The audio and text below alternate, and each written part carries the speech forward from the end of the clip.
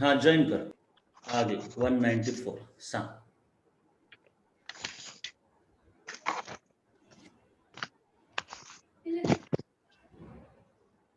Electrons. Very good. पुढे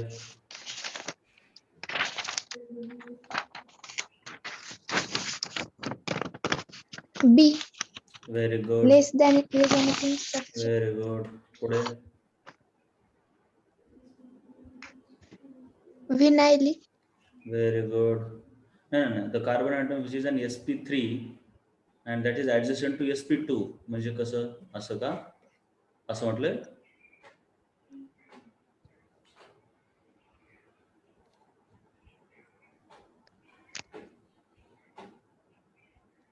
हे correct आहे का एवढंच सांग. नाही. असं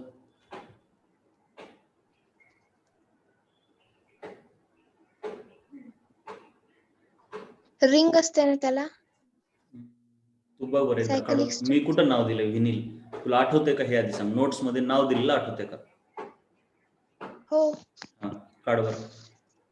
म्हणजे क्वेश्चन सोडवताना पण तसंच करायचं. नोट्स काढून बघायच्या. आता हे इथं आठवणा गेलंय मग चला आता असंच पुढे जायचं असं नाही करायचं. कन्फ्युजन वाटलं नोट्स काढून बघायच्या. असं कसं काय आठवलं नाही बघायचं.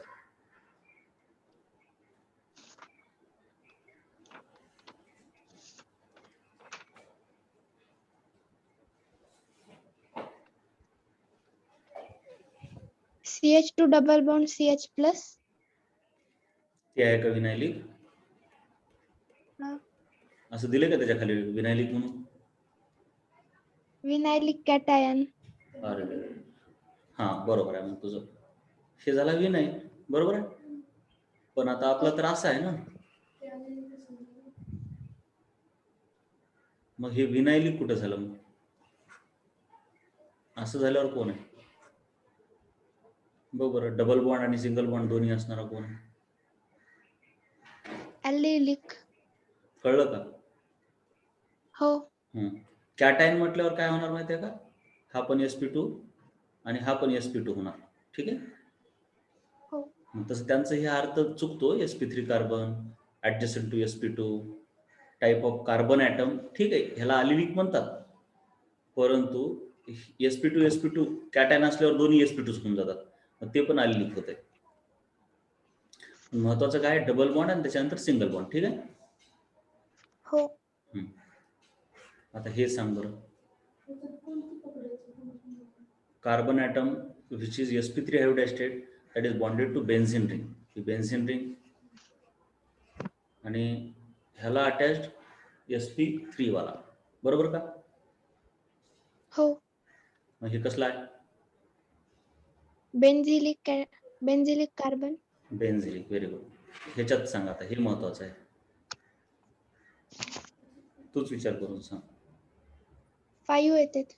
5 वा वा बघूया आता मला माहिती नाही. तुझं पण यायला का बघ. इथं 3 हायपर कॉन्ज्युगेशन. इथं 1 हायपर कॉन्ज्युगेशनचा कार्बन. इथं 1. Very good. अतिशय छान अतिशय छान. हे तर माहिती आहे का नाही. Theoretical question. हे नोट्स मधले शब्द वाचायसाठी म्हणतो बरोबर. नो बॉन्ड रेझोनन्स कशाला हो. म्हणतात. Hyper conjugation. ठीक आहे. Hyper conjugation involves. ते मला आला नाही. अरे डिलोकलायझेशन म्हणजे मुवमेंट. एवढंच कळलं अर्थ का हेच कळलं नाही. समजला. हां समजला ते. सिग्मा 2 पाय बॉन्ड असते ना. हां मग ते आला नाही म्हटली होती का अगोदर. हां. म्हणजे हे डिलोकलायझेशन कळलं नव्हतं का.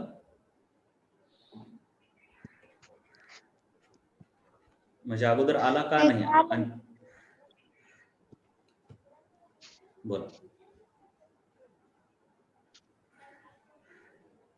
बोल.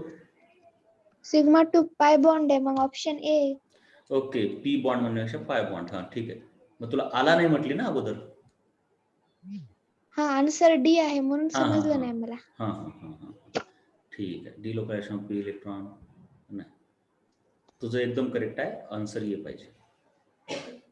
Hyper conjugation phenomenon is possible in. हां हे चेंज करून घ्या बरं क्वेश्चनचे आन्सर. येऊन तू लिहिलीस का? म्हणजे मला शेवटी एकत्र पाहिजे. ते चुका दिल्यात त्यांनी. 200चं डी. आणि अपेक्षा तू पण लिहून घे, ही शीट कामाची आहे, कधी पण तुम्हाला पुन्हा एकदा सोडवावं लागणारच आहे. हो तू पण आन्सर लिहून घ्यायली ना करेक्ट? हो हां, मग नंतर मला पाठव एकदाच सर्व करेक्ट आन्सर, म्हणजे फक्त जे करेक्शन केलेत आपण, आहे का नाही? हो 200चं डी. 201चं सांग. डी. डी इथं पॉसिबल नाहीये का? कशामुळं? पॉसिबल आहे तिथं. Okay, very good. बाकी तर नाही, कारण इथं नाहीये. अल्फा हायड्रोजनला मिथाइल ग्रुप. म्हणजे अल्फा हायड्रोजन नाहीये तिथं. अल्फा कार्बन आहे पण अल्फा हायड्रोजन नाही. चला, हो हे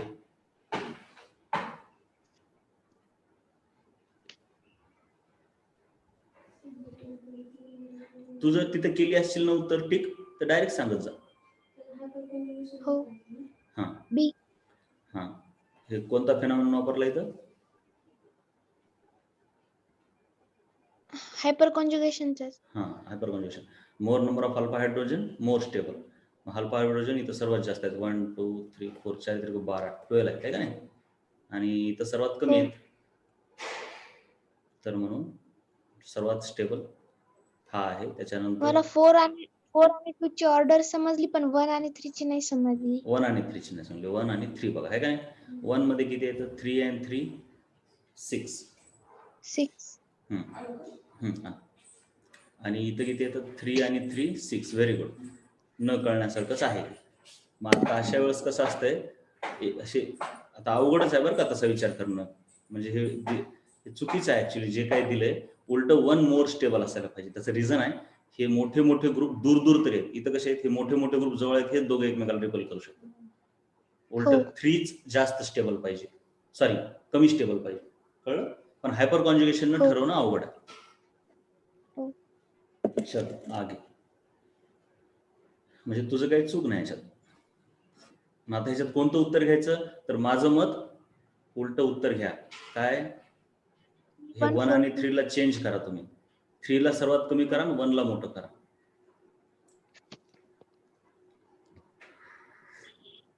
आणि रिझन 1 आणि 3 मध्ये हायपर कॉन्जुगेशन हे रिझन आहे का? नाही. स्टेरिक रिपल्शन म्हणतात त्याला. स्टेरिक शब्द बघा, सतत येणार इथून पुढे. स्टेरिक म्हणजे जागा कमी पडणे, असं त्याचा अर्थ, गर्दी होणे असं असतं. स्टेरिक रिझन म्हणतात इथून पुढे. आता इलेक्ट्रॉनिक रिझन एक असते आणि स्टेरिक रिझन म्हणजे कसं, इलेक्ट्रॉनिक रिझनमुळे काही जण स्टेबल असतात किंवा अनस्टेबल असतात. उदाहरणार्थ आता आपण बघितला होता बघा, टर्शरी अमाइन तसा तर कसा, सॉरी सेकंडरी अमाइन प्रायमरी वाल्यापेक्षा जास्त स्टेबल पाहिजे. पण कधी कधी काय होतंय, म्हणजे सॉरी अमाइन आपण काढले होते ना, बेसिसिटी बघितल्या होत्या, आणि मोर तर बेसिक हा असला पाहिजे.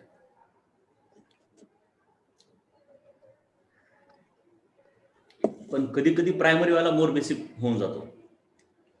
ऍक्च्युली हा असायला पाहिजे मोर बेसिक, कारण डोनर आहेत ना, इलेक्ट्रॉन डेन्सिटी वाढते. परंतु ह्यांचे ज्यावेळेस कॉन्जुगेट तयार होतात, कॉन्जुगेट ऍसिड्स, त्यावेळेस त्यांचं पाण्यामध्ये हायड्रेशन होत असते म्हटलं मी. मग मोर हायड्रेशन ह्याचं होतं म्हणून हे मोर स्टेबल होतं.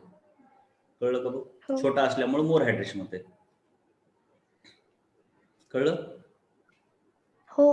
आणि हा मोठा असल्यामुळे काय होतंय, मोठा आहे आणि गर्दी आहे त्याच्यावरती. बघा हे एन वर प्लस आहे आणि हे इथल्या हायड्रोजनवर मायनस आहे, बरोबर का? हो. हायड्रोजन का आला? त्यानं बेस म्हणून ऍक्ट केलं, प्रोटॉन ऍक्सेप्ट केला. पण त्याच्या भोवती हे एक मिथाइल ग्रुप आहे, हे एक मिथाइल ग्रुप आहे का नाही? ह्या डायपोलला येऊन पाणी चिटकायला गर्दी आहे, असं इथे येऊ शकत नाही इथून, बरोबर का? स्टेरिक रिपल्शन आहे त्याला, जागा नाही. ह्याला म्हणतात दिस cation is unstable due to steric reasons, though it is stable due to inductive effect, but unstable due to steric reason. It is less hydrated due to steric reasons.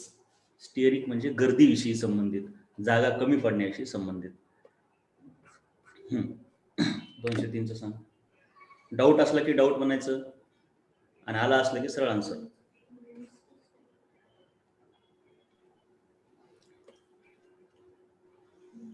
आलं नाही ते. तर तूच सांगणार हे कोण आहेत, कॅटायन आहे का नाही. हो. कॅटायनची स्टॅबिलिटी कशी असते? पहिल्यांदा काय बघणार स्टॅबिलिटीसाठी? पहिल्यांदा काय बघणार? काय शक्य आहे म्हणून? रेझोनन्स आहे. रेझोनन्स आहे का नाही. बरोबर, रेझोनन्स आहे का नाही? नाहीये. नाही. मग त्याच्यानंतर काय बघणार? Hyper conjugation. आहे का? नाही. बरं, तुला हे आठवतंय का हायपर कॉन्जुगेशन कशा कशामध्ये दिसतंय? हायपर कॉन्जुगेशन माझं उत्तर वेगळंच आलं, आन्सर की मध्ये दुसरंच दिले. ते आन्सर कीचं ठीक आहे, तू काय म्हण, ते मला आलं नाही म्हणायचं नाही. काय म्हणायचं? मला वेगळं वाटतंय असंही म्हणायचं. कळलं का? वेगवेगळ्या गोष्टी असतात. ऑलवेज आन्सर की करेक्ट आहे म्हणलं ना, त्याची आन्सर की चुकलेली आहे बरीच. उगं बघायचं मागे, परंतु कधी चुकलेलं. मग काय म्हणायचं? मला वेगळं वाटायलंय, माझा आन्सर चुकीचं दिल्यासारखं वाटतंय, किंवा मला हा आलाच नाही. तुला हा आलाच नाही असं गडबडीत म्हणू नको, आहे का नाही? हो. तुझं वेगळं आलंय का नाही हायपर कॉन्जुगेशन? मग कोणतं आलंय? पहिलं, फर्स्ट आले. फर्स्ट आलंय तुझं. तुला काय वाटतंय? तुला बी वाटतंय. ठीक आहे, बघूया. अल्फा हायड्रोजन किती आहेत? 1 2 3, म्हणजे 3 3 9 आहे.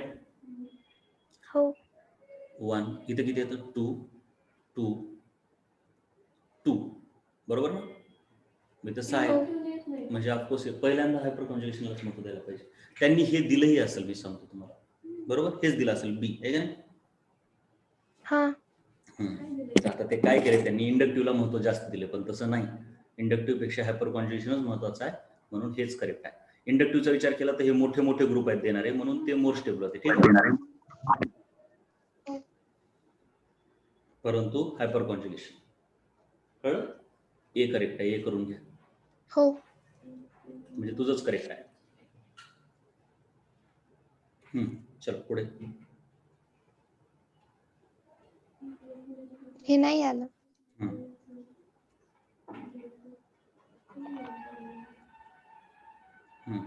Carbon carbon bond length in propene. Propene म्हणजे असा इज लिटल शॉर्टर हो. Than ethane. आता ऍक्च्युली ह्यांचं चुकलंय. कार्बन कार्बन डबल बॉन्ड ही जी आहे ना, इज लिटल शॉर्टर दॅन दिस. आणि पुन्हा आणखीन चुकलंय की ह्याच्यामध्ये ना प्लसचा इफेक्टमुळं किंवा हे कशामुळं. ओके, शाबाश, हुशार. ते म्हटलं छान, क्वेश्चन छान आहे. डबल बॉन्ड विषयीच बोलतायत त्यांनी. आता इथेनमध्ये तर सिंगल बॉन्ड आहे. ठीक आहे, एवढं हो. कळलं. हे जरा महत्वाचं आहे क्वेश्चन, चांगला क्वेश्चन आहे. इथेनमध्ये तर सिंगल बॉन्ड आहे, त्याच्यामुळे नो प्रॉब्लेम. पण तुला माहिती आहे का सिंगल आणि डबल मध्ये कोणता शॉर्ट असतो?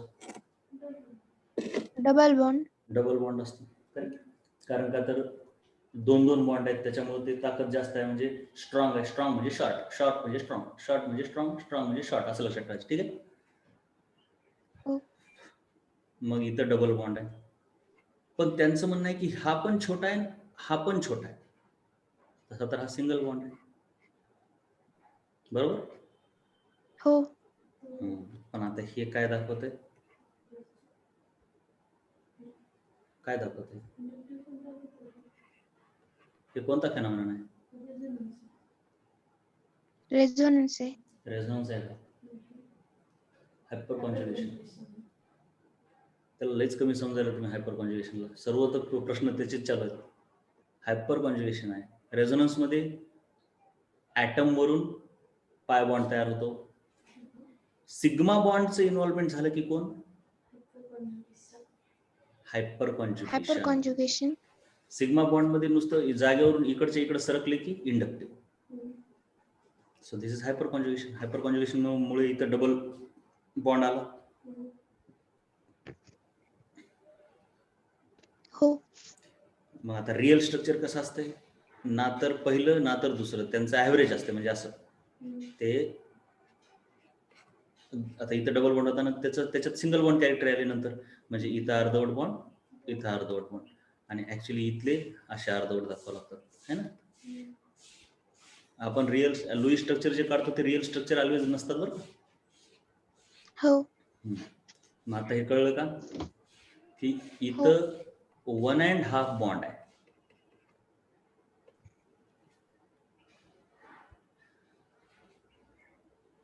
कळलं का हे? हो मग 1.5 बॉन्ड हे सिंगल बॉन्ड पेक्षा छोटा असणार. हो आणि हे कशामुळे, कोणत्या फेनॉमेनामुळे झालं? Hyperconjugation. कळलं मग? हो पुढे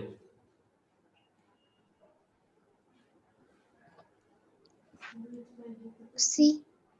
सी राईट. ह्याच्यामुळे इंडक्टिव्ह, ह्याच्यामुळेच हायपर कॉन्जुगेशन पण होणार. त्याच्यानंतर रेझोनन्स.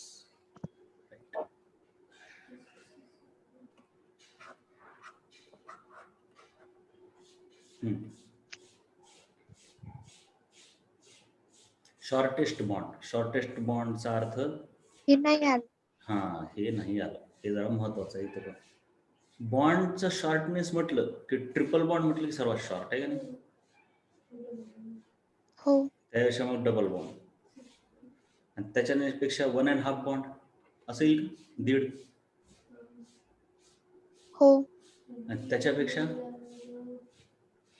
1 असंच की. Single bond. मग आता मोर डबल बॉन्ड कॅरेक्टर तेव्हा येणार जर more hybrid hyper conjugation character येत असतील तर. हा more double bond character if more hyper conjugation structure. आता ह्यांच्यात काय होणार, ह्या प्रत्येकात हायपर कॉन्जुगेशन आहे का नाही, बट याच्यात नाही. हो मग ज्यांच्यात हायपर कॉन्जुगेशन आहे त्यांच्यामधलं हे double bond pure double bond राहील का? नाही. तो 1.5 टाईप मध्ये होईल. हाफ म्हणण्यापेक्षा 1.25, जे काही जेवढे स्ट्रक्चर हले ते आता सांगतात नाही, but it will be something between 1 and 2, right? हो but this is pure double. हो मग हा कसा असणार? शॉर्ट का long? Shortest. This will be short. Shortest. आता लॉंगेस्ट कोण आहे त्याचं काय डोक्याला ताप घेत बसायची गरज नाही. कळलं? पण शॉर्टेस्ट तर हा शुअरली आहे. हो म्हणजे ते तसंच मुद्दाम विचारले त्यांनी, कळावं एवढं तरी ऍटलिस्ट की बाबा हायपर कॉन्जुगेशन मध्ये गेलं म्हणजे डबल बॉन्डचं थोडंसं सिंगल बॉन्डकडे सरकला, तो लॉंग झाला थोडासा. आता हे सांग. हे पण नाही आलं. मग आता सांग. आता विचार करून सांग. तुला हे तर कळायलंय ना की शॉर्ट आणि स्ट्रॉंग. पुन्हा आणखीन हे पण हो. माहिती आहे, SP ऑर्बिटल छोटा आहे, SP2 लॉंग आहे, SP3 आणखीन लॉंग आहे. हो मग जे ऑर्बिटल छोटे आहेत त्यांचे बॉन्ड पण छोटेच होणार की. हो मग आता सांग. फर्स्ट आणि सेकंड मध्ये तर होतच नाही हायपर कॉन्जुगेशन. ठीक आहे, हायपर कॉन्जुगेशन होत नाही. ह्या दोघात पण हायपर कॉन्जुगेशन होत नाही, म्हणजे असणार ते ह्यांच्यातच कोणतरी शॉर्ट असणार, बरोबर का? हो नाही, आता लॉंगेस्ट विचारलाय. रॉंग विचारले. कोणता carbon carbon double bond longest असेल म्हटलं?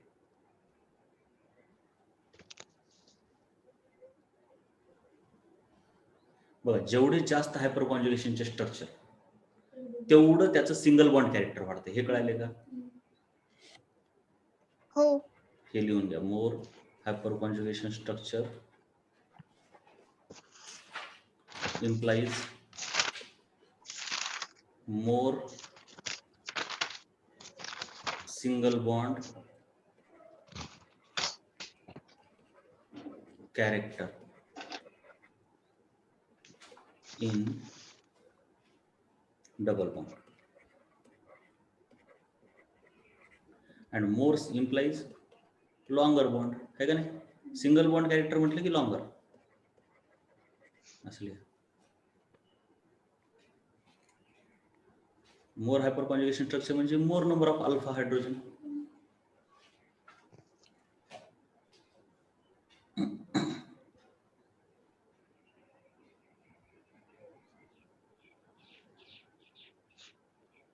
लिहिलं?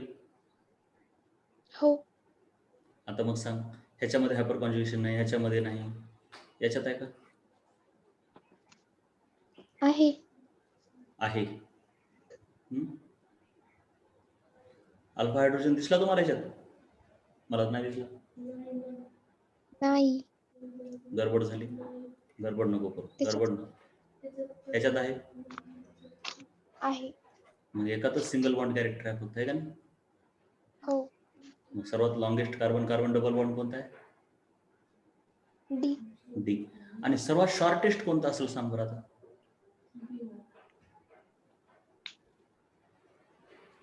तसं ते ह्याच्यात पण हायपर कॉन्जुगेशन नाही, ह्याच्यात पण नाही. म्हणजे दोघात तर ठरवणं अवघड आहे का नाही? आजच ना? हा. आणि ह्याच्यात पण ठरवणं अवघड आहे. बरोबर? पण तुम्ही जर हो. एक विचारायला की ह्याचं हायब्रिडायझेशन कोणतं आहे?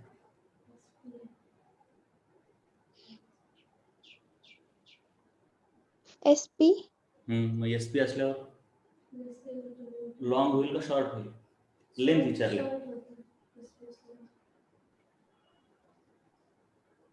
शॉर्टर.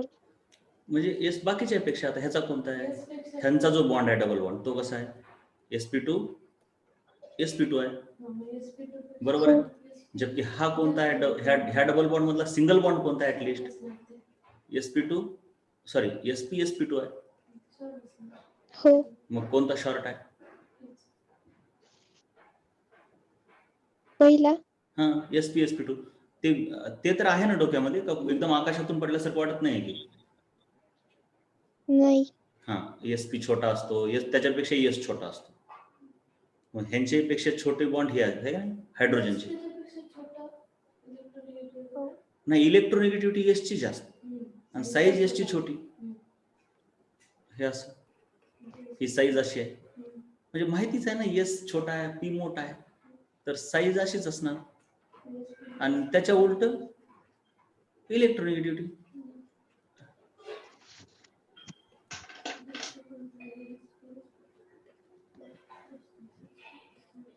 बरोबर अपेक्षा, हे लक्षात दिलं का? हो. हा. त्याच्यानंतर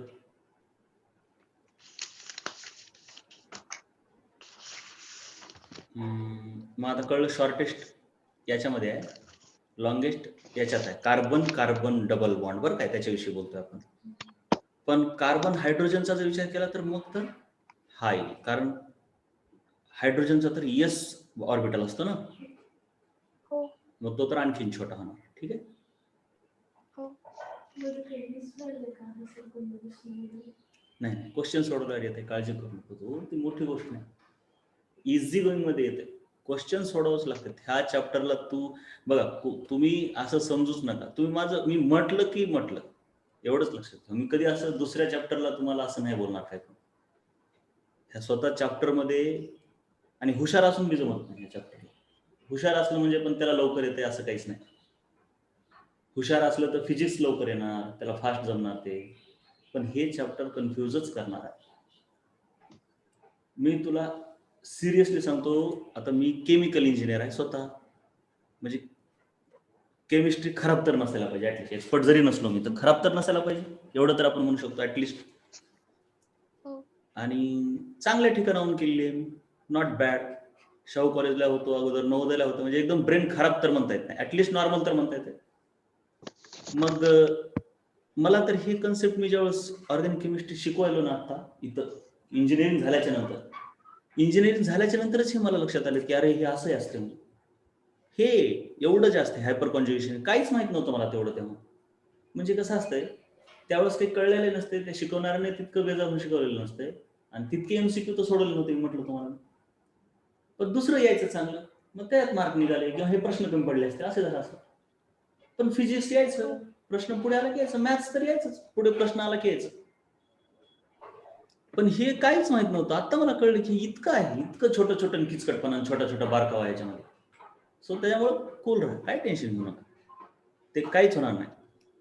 ह्याचा तुम्हाला मिस झाल्यासारखं वाटणार, हे कसं काय मला एवढं कळत नाही असं वाटणार, पण काहीच नवीन नाही त्याच्यामध्ये, ते क्वेश्चन सोडवून सोडूनच क्लिअर होणार आहे. चल 208 चला 208 सी. बघूया सी. इलेक्ट्रॉन डेन्सिटी ह्या रिंग वरती कुणा जास्त सोडले असं विचारले ना. हा, जरा तुला लक्षात आलं नसेल आता सांगतो मी की कोणत्या केसमध्ये जास्त सोडले. तर ठीक आहे, आता विचार केल्यावर हे इंडक्टिव्हनं काढून घेते, रेझोनन्सनं देते, आहे का नाही. हे काय करते सांग बरं, इंडक्टिव्हनं. इंडक्टिव्ह मध्ये काढून घेणार,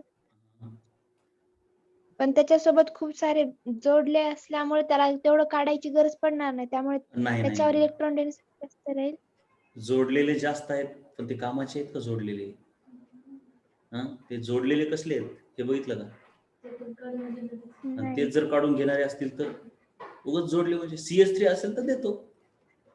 हे असं आहे हो. स्ट्रक्चर, तुम्ही डिटेल काढा बघा.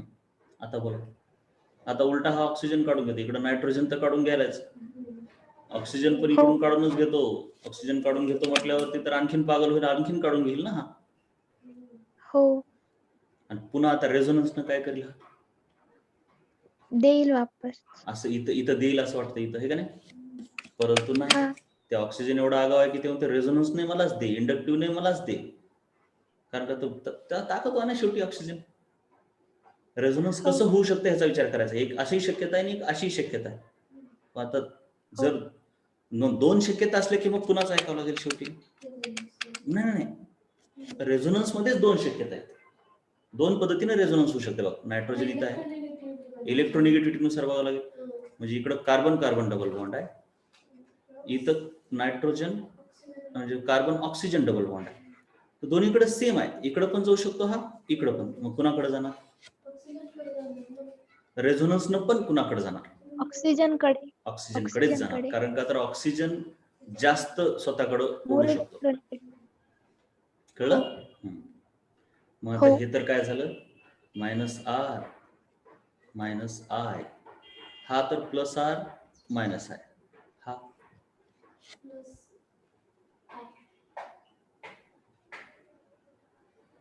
इथाइल ग्रुप प्लस आहे. ठीक आहे, हा प्लस आहे तर आहे एवढं तर कळ. हो. इथाइल ग्रुप प्लस आहेत. आता रेझोनन्स आहे का यांच्यात, कसं होऊ शकते नाही. रेझोनन्स, नाही होऊ शकत. एकदम करेक्ट.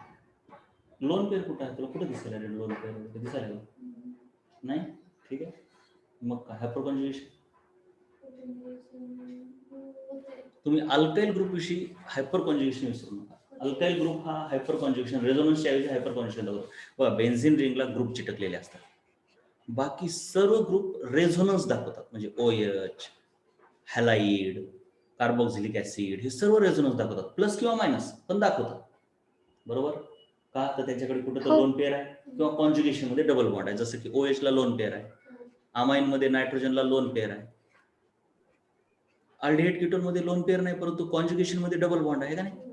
मग ते हो. -R दाखवतात, पण दाखवतात. लोन पेअर वाले +R दाखवतात आणि असा कॉन्जुगेशन मध्ये डबल बॉन्ड असला की -R दाखवतात. पण अटॅच असलेल्या ग्रुपमध्ये एक वेगळा ग्रुप आहे. आता हे तर सर्व फंक्शनल ग्रुप आहे, हेटेरोएटम वाले, आहे का नाही.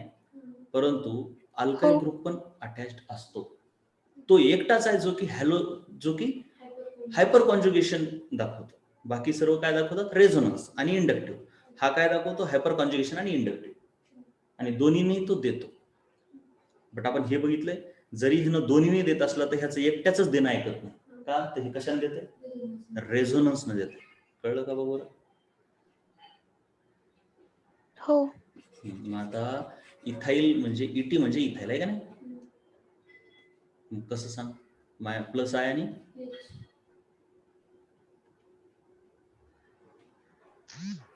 हा सांग, +R का +H. रेझोनन्स नाही. रेझोनन्स नाही म्हणलं काय आहे, अल्काइल ग्रुपचं काय विसरायचं नाही, काय आहे त्याला, +H. +S, हायपर कॉन्जुगेशन आहे. अल्काइल ग्रुपमध्ये हायपर कॉन्जुगेशन आहे. म्हणजे हायपर कॉन्जुगेशन कुठं कुठं तुम्ही लक्षात ठेवायचं बघा. अल्किन आला त्याच्या स्टॅबिलिटीमध्ये लक्षात ठेवा, कॅटायनच्या स्टॅबिलिटीमध्ये लक्षात ठेवा, रॅडिकलच्या स्टॅबिलिटी लक्षात ठेवा, आणि alkyl group attach to benzene ring, इथे एक लक्षात ठेवा. हो. हा, असे सतत रिवाईज झालं की डोक्यात घुसेल. हे कसं आहे, करून बघायचं बेटा, असं नाही ठेवायचं त्याला, असं करून बघायचं. घाई करता तुम्ही, स्ट्रक्चर नाही काढत. मला स्ट्रक्चर काढावं लागतं तर तुम्ही तर काढावंच लागेल. 80. इंडक्टिव्ह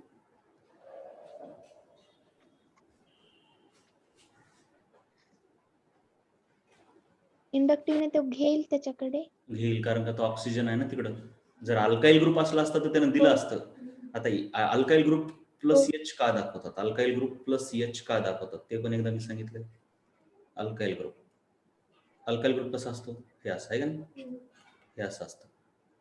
हो. मग काय होतंय, हे सर्व हायड्रोजन ह्याला देतात आणि हे सर्व मिळून मग इकडे देते.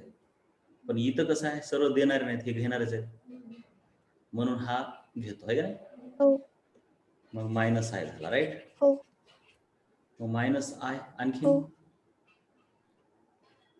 आता रेझोनन्सचं कसं आहे रेझोनन्स. कसं, प्लस का मायनस?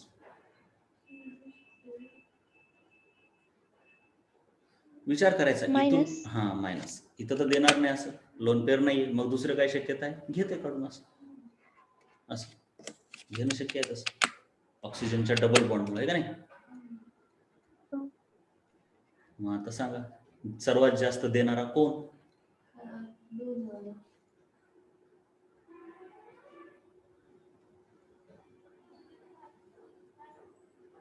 Second option. हा सर्वात जास्त देतो म्हणून ह्याची डेन्सिटी सर्वात जास्त इथं दिसेल. हो. त्याच्यानंतर मग तिसरा असायला पाहिजे, दुसऱ्यानंतर तिसऱ्याचे. मला वाटतं त्यांनी काय केलं असेल, त्यांनी तिसऱ्याला एखाद दिवस घेऊ शकते, पण ते चुकते.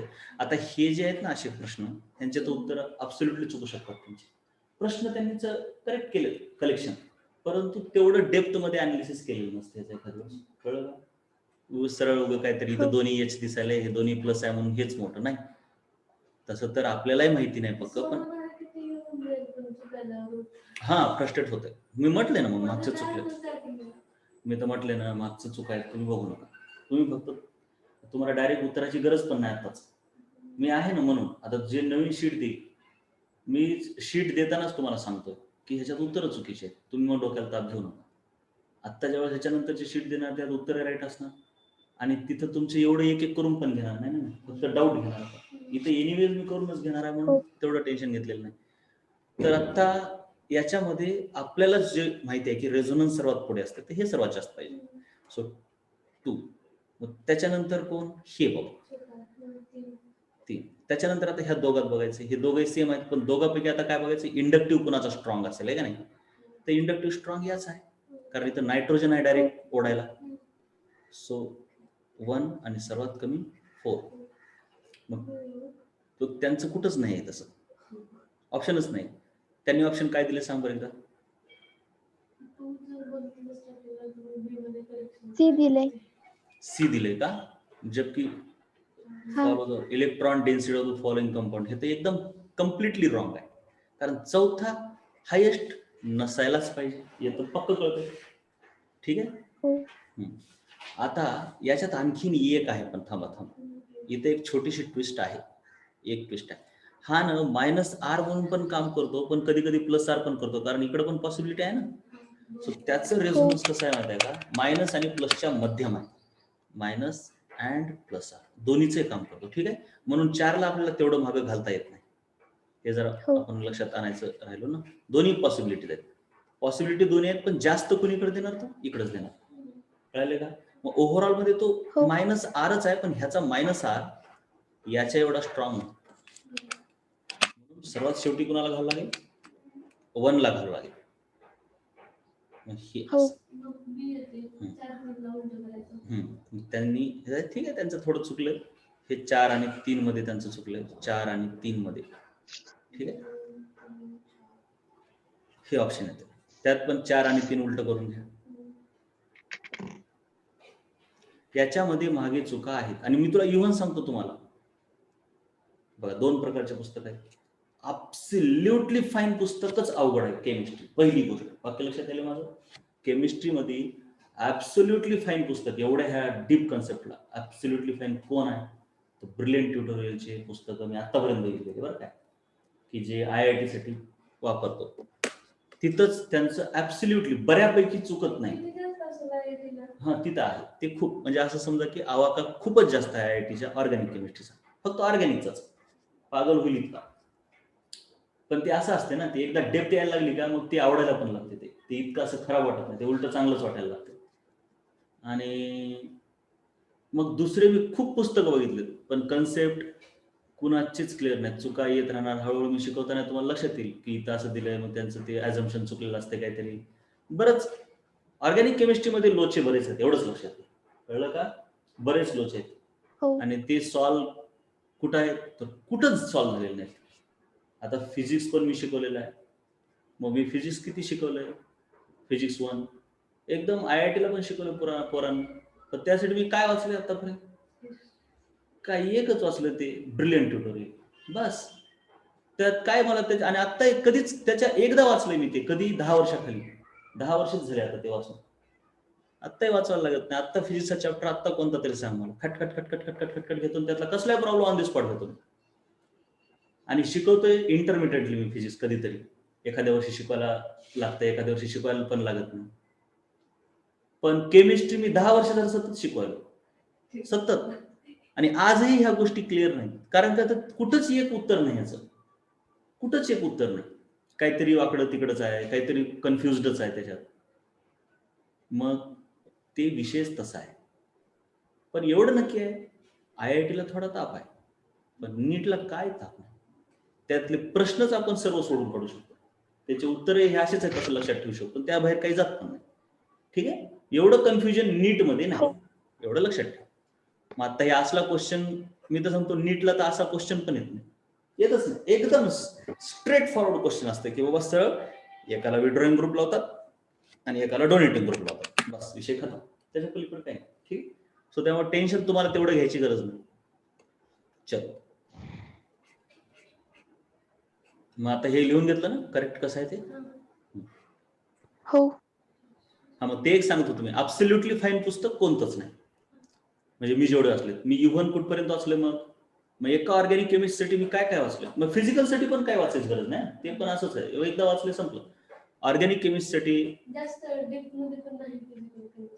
नाही, ते तसं नाही, ते मॅथमॅटिक्स आहे, हे महत्वाचं आहे. ते मॅथमॅटिक्स असलं की ते काय डोक्याला ताप नाही. मग ऑर्गॅनिकसाठी मग ते पुस्तकं जर तुम्हाला दाखवले तर पागल होताल, एवढे मोठे मोठे पुस्तक आहेत ते. मॉरिसन बॉयड म्हणून एक पुस्तक अतिशय मोठं आहे. पुन्हा MS चव्हाणचं एक मोठं पुस्तक आहे. तर तू हे ऑब्जेक्टिव्ह आहे तुझं, हा काय नाही, त्यात त्याचं स्पेशलायझेशन झालं, तेवढं काही टेन्शन नाही. म्हणजे असे 4-5 पुस्तकं मोठे मोठे मी वाचले, आणि त्याच्याही नंतर कळलं की काही प्रश्नाची उत्तर तिथं दिलेली नाहीत त्यांनी. मग एवढंच कळलं की ऑर्गॅनिक केमिस्ट्री ही अशीच राहणार. इव्हन आता IITची पुस्तक घेतली की 2 पुस्तकामध्ये विरोधाभासी उत्तर असतं, सरळ विरोधाभासी. त्यानं असं म्हणतंय, त्यानं तसं, कसं म्हणतंय, कुठं म्हणतंय, ते तुम्हाला मी वेळ आल्यावर सांगतो. ह्याचं उत्तर तुम्ही मला कुठे शोधून दाखवा, कुठंच ह्याचं उत्तर नाही असं तुम्हाला मी सांगू शकतो समजून. ठीक आहे, बरं. मग आता तेवढं टेन्शन घ्यायचं नाही, नीटला काय डोक्याला ताप नाही, मी पुन्हा सांगा. ठीक आहे, आणि फिजिक्सचं मग तसं काय नाही, कोणतंही पुस्तक घ्या तुम्ही, काय चुका नाही. उगा एखादंच फालतू असणार ज्यात चुका येतात, जरा स्टँडर्ड नॅशनल लेवलचं घेतलं की त्यात तर काहीच चुका नसतात. ठीक, ओके. मग आता ह्याच्यात हो. हा, तिथं चुकलं की कळतंय चुकलं म्हणून, इथं कळतच नाही चुकलं म्हणून, कोणतं नेमकं घ्यायचं. आणि 2 इफेक्ट असतात, दोन्हीपैकी कोणत्याला महत्व द्यायचं काहीच सांगता येत नाही. कधी कधी आता आपण म्हणतो की हायपर कॉन्ज्युगेशन महत्वाचं आहे किंवा रेझोनन्स महत्वाचा आहे. हा, जर टर्शरी असेल कॅटायन कुठं, एखाद्या वेळेस असं आहे टर्शरी कॅटायन आहे, हे असा आणि काहीतरी असं आहे, किंवा असं सेकंडरी कॅटायन आहे, आणि तर असं रेझोनन्स आहे, आणि नुसतंच रेझोनन्स आहे. मी एका ठिकाणी कालच बघितला प्रश्न, पण 2 रेझोनन्स आहे त्याला. मग आपण काय म्हणतो, बाबा रेझोनन्स आला पुढे, पण त्यांनी तसं नाही म्हटलं. रेझोनन्स प्लस 2 जर देणारे असतील तर मग ह्याला महत्व द्या. सो दिस इज ॲब्सोल्युटली म्हणजे बिझेर म्हणतो आपण ह्याला. बिझेर म्हणजे त्याला काय अर्थ नाही. पिरियडिक टेबलमध्ये तसं बऱ्याच वेळेस होत आहे. ॲटॉमिक रेडियसची ऑर्डर सांगा म्हणतात, बरोबर आहे का? कधी बघितलं असेल. आता ॲटॉमिक रेडियसची ऑर्डर तुम्ही A आणि B मध्ये कम्पेअर करू शकता, but how can you compare between A and C? कम्पेअरच करू शकत नाही का? इकडून इकडं कमी होते, इथून इथं वाढते. डायगोनल रिलेशनशिप मध्ये हे सिमिलर पण असतात बऱ्याच वेळेस. कधी कधी असंही होऊ शकते की हा इफेक्ट मोर आहे, मग ही कमी होऊ शकते. तरी पण त्यांनी ते दिलेलं असते.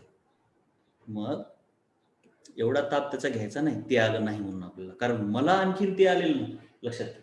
कारण त्याचं काही एक्झिस्टच करत नाही. मग ते काय असते कदाचित, की त्यांनी असे एखादा असा असतो एक्झामिनर सर्किट. एक्झामिनर पण असते ना, शेवटी प्रश्न जे आले आपले एमसीक्यूच्या बुकमध्ये कुठून आले? प्रिव्हियस इयरमध्ये जसे आले त्याच्या आधारावर काढले असतात. मग एखादा एक्झामिनर सर्किट असतो आणि नक्की असतो सर्किट, काहीच सांगता येत नाही. काही जण पाठांतराला खूप महत्व देतात, काही जणांना पाठांतर खूप आवडतं, काही जण लॉजिकला महत्व देतात. आमिर खानला ठेवलं, ते काय म्हणणार, लॉजिक, ओनली लॉजिक विचारा, काहीच विचारू नका, कारण युजलेस असेल. आणि एखादा दुसरा असेल कोणी, ते काय म्हणणार, नाही मी रट्टा केलेला आहे, मी त्यात भारी आहे, तसलंच विचार. मग काही विचारतो तो. मग आता त्यानं काहीतरी असं टाकलेलं असतं एखाद्या एक्झाममध्ये, ह्यांच्यामध्ये सांगा, आणि त्याला असं अपेक्षित असते बाबा हे महत्वाचे एलिमेंट आहेत, ह्यांचे ऑटोमिक रेडियस पाठ असला. म्हणजे तुम्हाला लॉजिक लावून काढायचं नाही, परंतु त्या पाठांतरानं आलं पाहिजे तुम्हाला. मग तसं झालं, ठीक आहे. तसंच कधी कधी बॉइलिंग पॉईंट विचारतात.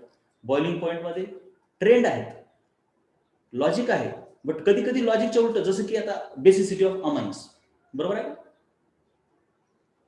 हो.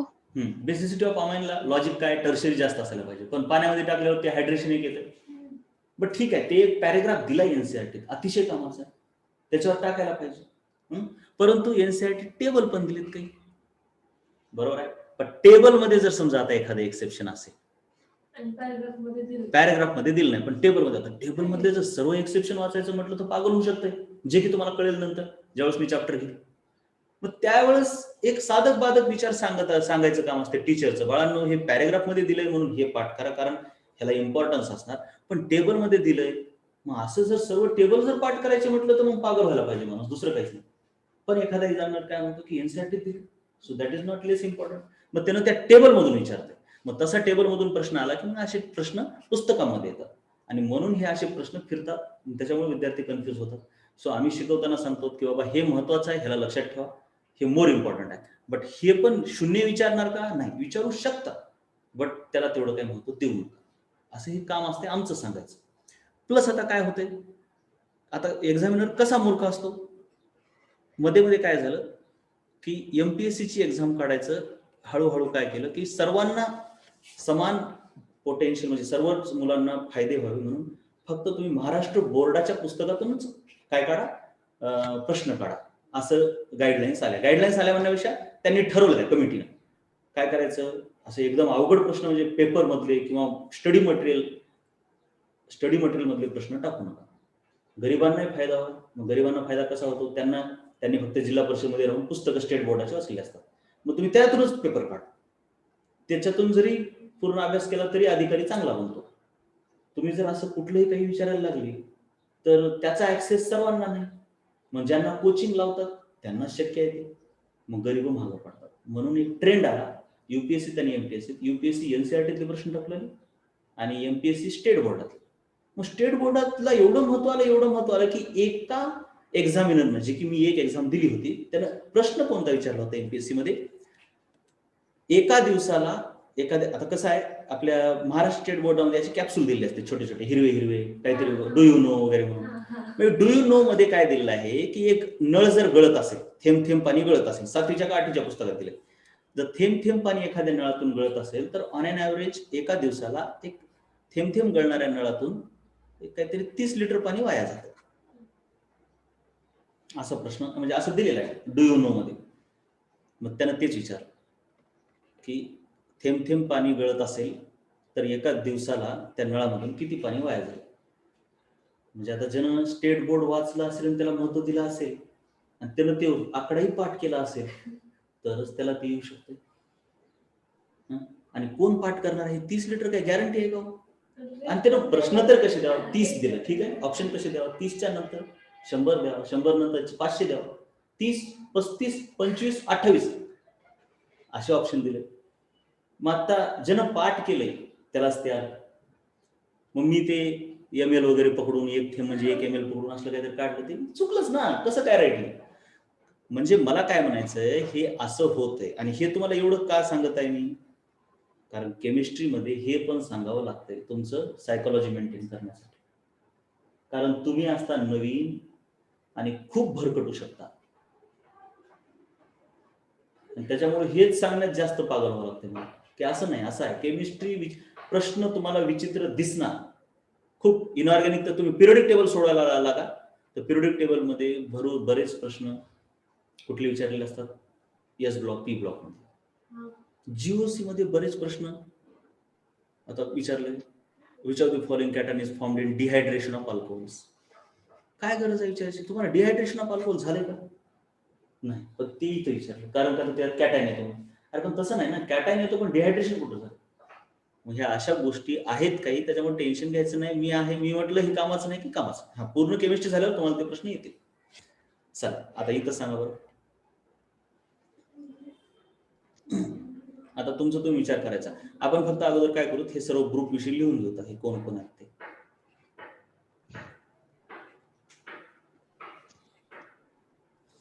मी एवढी जरी स्टोरी सांगितली तर ह्याच्यातून तुम्हाला मला हे नाही सांगायचं की बाबा हे अवघडच आहे शेवटी, म्हणजे एक्झामिनर किती पागल असू शकतो आणि तुमची वाट लावू शकतो, असं नाही.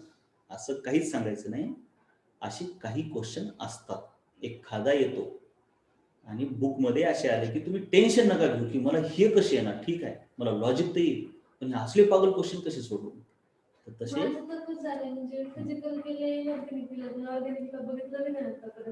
नाही, तुझं तर होऊन जाईल, तुला वेळ भरपूर आहे, तेवढं टेन्शन नाही.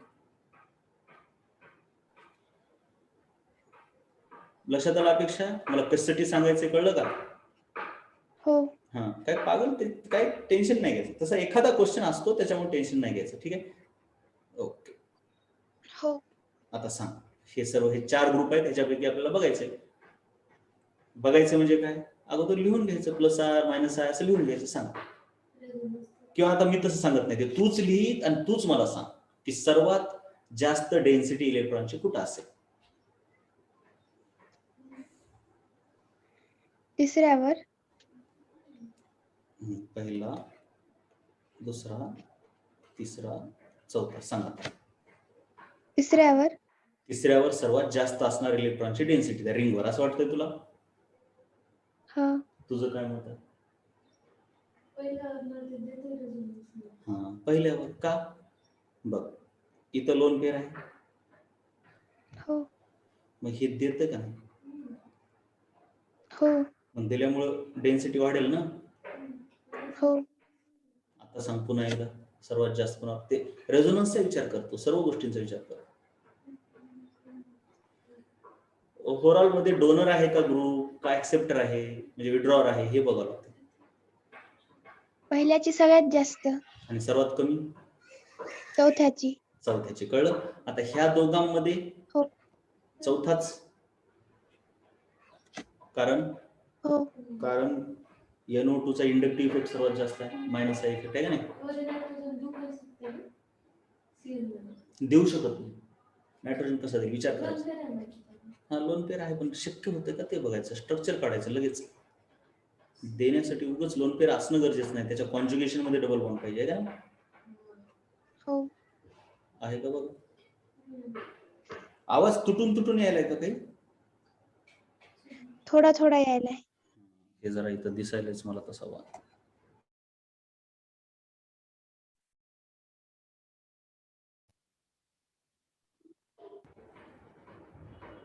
हॅलो हॅलो, यायलाय.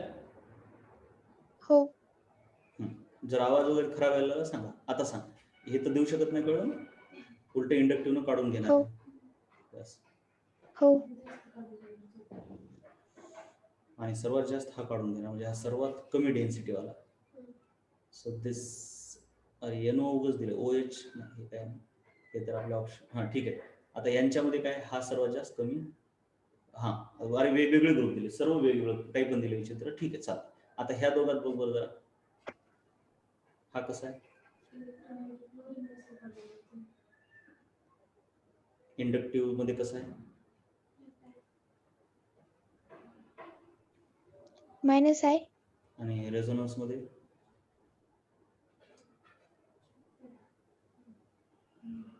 Plus R. शाबाश. मग ओव्हरऑल काय, देणार. देणारा असं वाटतंय, परंतु काय प्रॉब्लेम आहे म्हटलं होतं मी हॅलोजनच्या बाबतीमध्ये. फक्त हॅलोजन मध्ये एक्सेप्शन सांगितलं होतं का. नोट्स मध्ये दिले का. हॅलोजन मध्ये इंडक्टिव्ह तू बघ, तुला हे लिहून फक्त लिहिली नसतील तर लिहा. Always resonance is greater than inductive, but only for halogens inductive effect is greater than resonance. So this is donor. Overall मध्ये डोनर नाही, ओव्हरऑल मध्ये काय करणार, हा विड्रॉ करणार. इंडक्टिव्हचं ऐकावं लागतं इथं.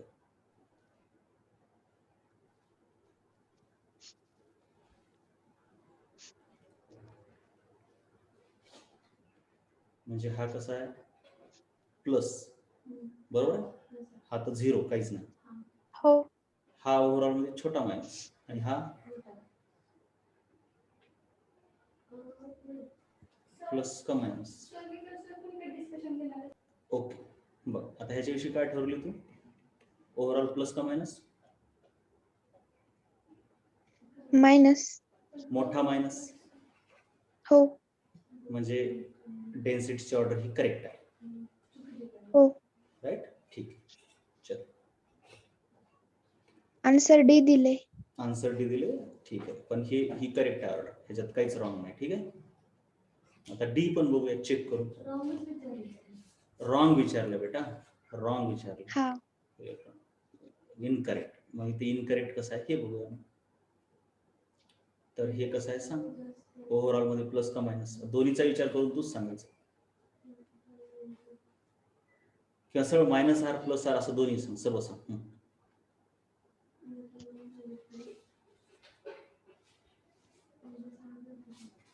Plus I. Plus I. Inductive effect इलेक्ट्रोनिगेटिव्हिटीवर डिपेंड करतो ना बेटा.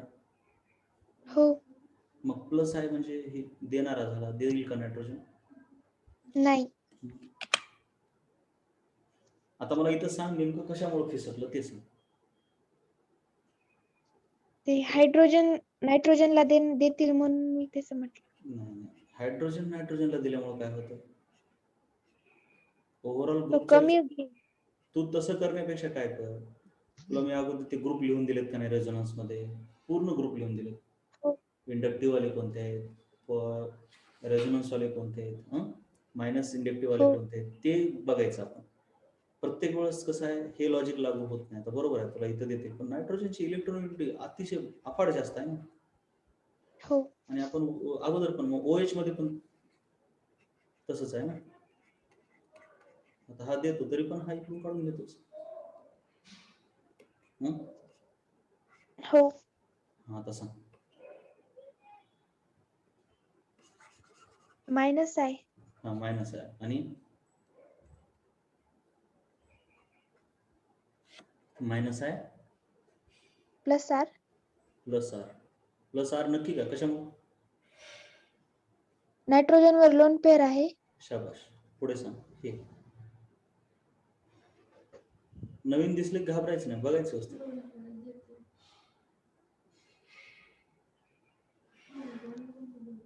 मायनस आहे.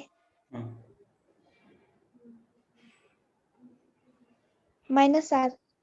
मायनस आर कशामुळे, याच्यामध्ये ऑक्सिजन वर लोन पेअर नाहीये. अरे मायनस चार्ज कशामुळे असतो, आहे. किती वेळेस सांगितलं तुला, लुईस स्ट्रक्चर कडे लक्ष दे ना. त्यांनी लोन पेअर नाही दाखवल्या म्हणून काय आपण लगेच नाही म्हणायचं. मग मायनस, जर ऑक्सिजन कडे लोन पेअर नाही तर ऑक्सिजन कडे 2च इलेक्ट्रॉन झाले म्हणतात ह्या बॉन्ड मध्ये, ऑक्टेट कंप्लीट नाहीच म्हणावं लागेल. सांग मग किती लोन पेअर आहेत ऑक्सिजन कडे.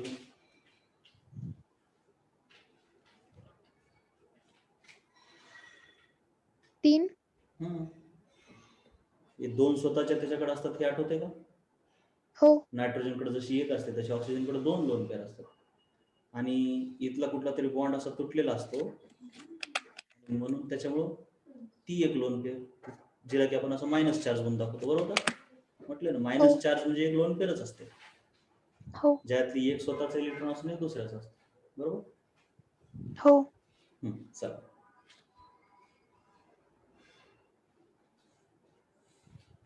सांगा मग आता.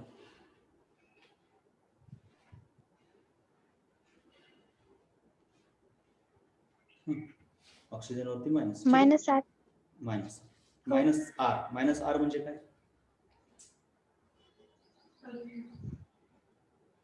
ऍक्सेप्टर तो घेणार काढून. घेईल का मग?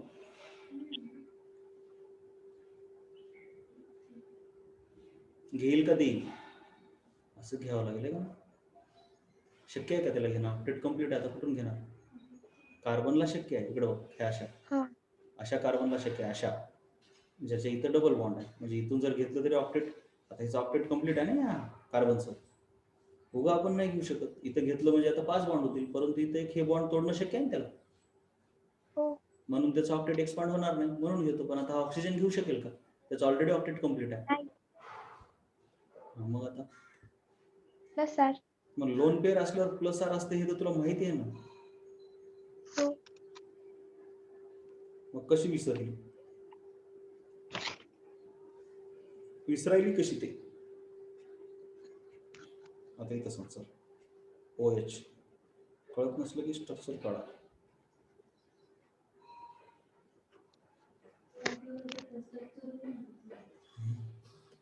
मायनस आहे.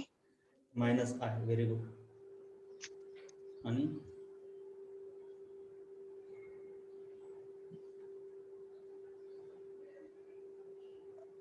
Minus R.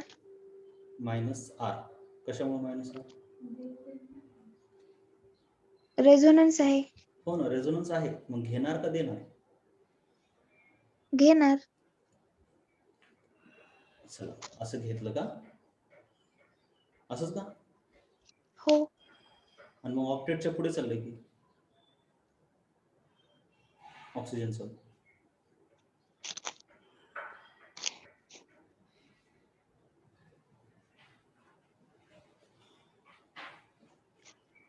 नाही, मग तो प्लस आरच येते. लोन पेअर असल्यावर प्लस आरच आहे ना. तू एवढं आत्ताच सांगितली, अमाईनचं प्लस आर सांगितले ना, त्याचं कसं सांगितलं हो प्लस आर? लोन पेअर आहे म्हणजे देतो. मग ऑक्सिजन मध्ये काय झालं तुला अडचण येईल? हा लोन देणार नाही का? देईल.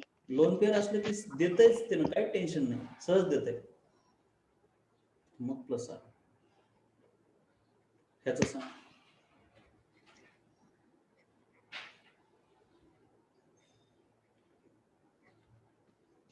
मायनस आहे.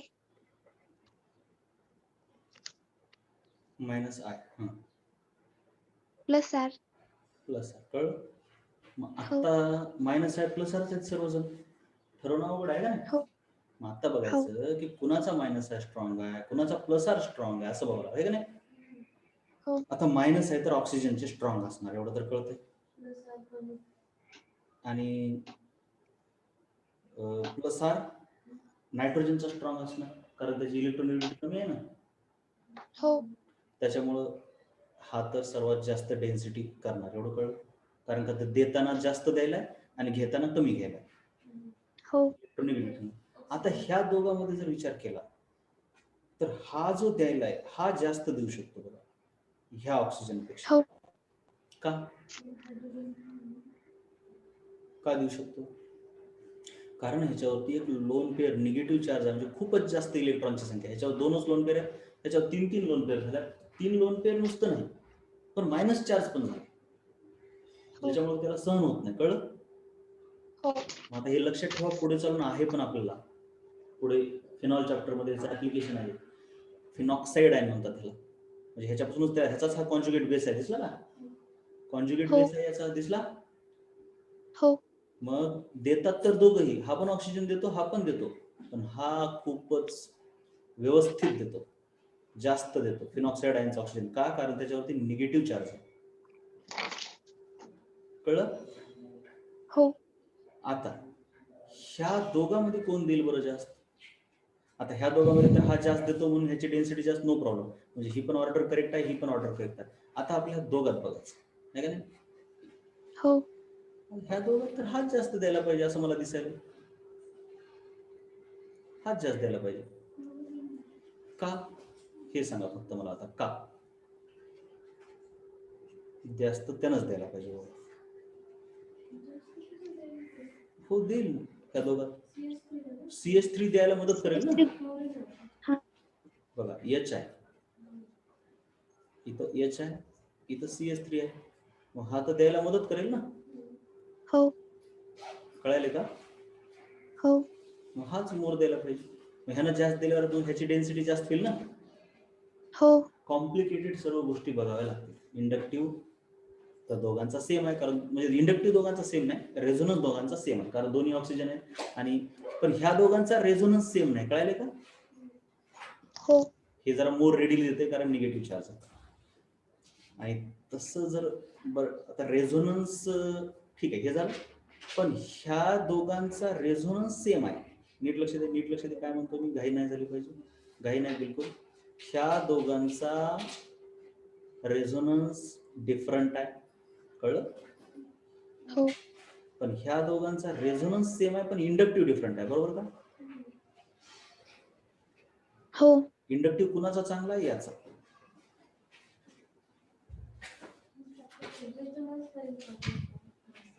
कारण रेझोनन्स काय वेगळा नाही, कारण काय कुणाकडेच वेगळं काय नाही. इथं काय वेगळं, इथं ह्याच्याकडे निगेटिव्ह चार्ज होता ना, म्हणून ह्याचा रेझोनन्स वेगळा आहे. इव्हन ह्याचा इंडक्टिव्ह पण वेगळाच राहतो ह्याच्याकडे निगेटिव्ह चार्ज असल्यामुळे, कळलं? म्हणजे ह्याचा इंडक्टिव्ह कमी असतो, वीक असतो ह्याचा, आणि रेझोनन्स पण ह्याचा वीकच आहे, सॉरी स्ट्रॉंग आहे. इंडक्टिव्ह वीक आहे कारण का तर निगेटिव्ह चार्ज आहे, तेवढ्या जोरात काढणार नाही जेवढा की OH हा O काढतो, जेवढा हा O काढतो का नाही तेवढा हा नाही काढत. का? कारण ह्याच्याकडे एक निगेटिव्ह चार्ज आहे, कळलं का? निगेटिव्ह चार्ज हो असल्यामुळे त्याची इलेक्ट्रोनेगेटिव्ह कमी झाली जरा, म्हणजे ह्याचा इंडक्टिव्ह पण कमी आहे आणि रेझोनन्स जास्त आहे, म्हणजे घेण्याची ताकद कमी आणि देण्याची ताकद जास्त व्हायला. कुणामुळे? ह्या निगेटिव्ह चार्जमुळे, कळलं का? हो म्हणजे तसा तर रेझोनन्स इलेक्ट्रोनिगेटिव्हिटीवर तेवढा डिपेंड करतच नाही बरं का, जेवढं इंडक्टिव्ह डिपेंड करतो तेवढा हा नाही करत, पण तरीही फरक असतो जरा. मेन रेझोनन्स विषयी काय लक्षात ठेवायचं की तो डिस्टन्सवर डिपेंड करत नाही, हे सर्वात पहिलं वाक्य महत्वाचं रेझोनन्सचं, की तो डिस्टन्सवर हो डिपेंड करतच नाही. पण इलेक्ट्रोनिगेटिव्हिटीवर थोडा बहुत डिपेंड करतो.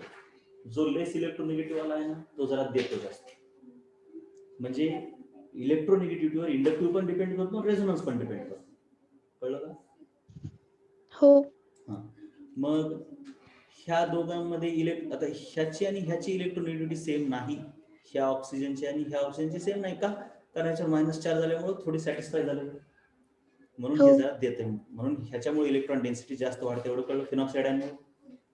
हो हे झालं. तर ह्या दोघांमध्ये कसं आहे, रेझोनन्स सेम आहे, कळलं का बघा? त्या दोघांमध्ये रेझोनन्स सेम आहे. का? कारण का तर ऑक्सिजनवरती काय असं निगेटिव्ह चार्ज वगैरे नाही, सेम टाईपचे ऑक्सिजन आहे, आणि एवढं मॅथमॅटिकली रेझोनन्स सेम आहे म्हणता येत नसते, म्हणजे तितका फरक नाही, कळलं का? हो हा, पण इंडक्टिव्ह मध्ये फरक येतो, कारण का त्याला इकडून भेटायला. आणि एक लक्षात घ्या, इंडक्टिव्ह मध्ये फरक आला की रेझोनन्स मध्ये येतोच, म्हणजे दोघे इलेक्ट्रोनिगेटिव्हिटीवर डिपेंडंट आहेतच, कळलं का? मग तुम्ही जर हो विचार केला तर ह्याचा रेझोनन्स पण थोडा वाढलेला आहे ह्याच्या साह्यामुळं, आणि ह्याचा इंडक्टिव्ह पण कमी झालेला आहे याच्यामुळे,